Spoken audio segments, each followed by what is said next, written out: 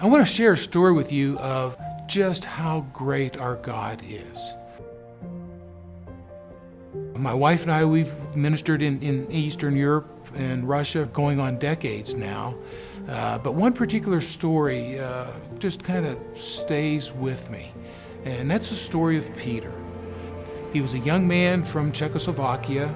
In the summer of '79, Czechoslovakia now is governed by an atheistic government, and we lost contact with Peter. But I'd heard that Peter, because of his Christian involvement, the atheistic government did not like nor appreciate what he was doing. So they took his passport away. They put him under internal exile. He could never ever leave his country. He was a computer programmer, but they removed any access to computers.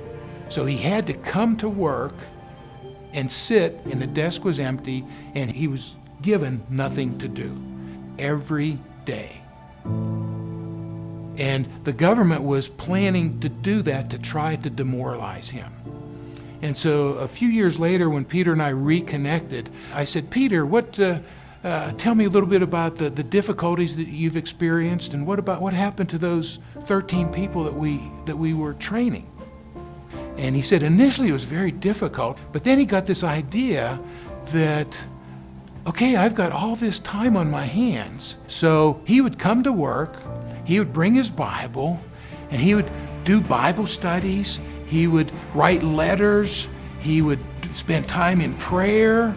So he's doing all of this, and then after work, he would go and visit these people. And I said, well, how many people are there now? He says, that group of 13 now numbers more than 500. So this atheistic government was paying him to pastor these 500 people. And the 1 John 4 talks about greater is he that is in you than he that is in the world. And all of us go through difficult times. All of us from time to time. The scriptures are clear that all of us will face some type of persecution.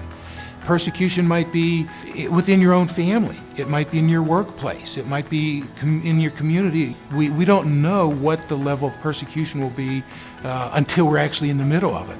So the challenge I want to give to you is when you're facing persecution, don't back down. Greater is he that is in you than he that is in the world. If I look at the adversaries, if I look at the darkness, if I look at the difficult times I go through, I might be disappointed, I might be depressed, I might be distressed, certainly distracted. But as I keep my eyes on who he is, then I realize there's no enemy that can overcome him. There's no sickness, there's no difficulty, there's no persecution that can overcome his plan. Oh, many will try, and many will try to attack me and you personally. But we have all the cards. We know the end of the story. We know who the ultimate victor is, and I choose to trust him because I know he is far greater than everything else.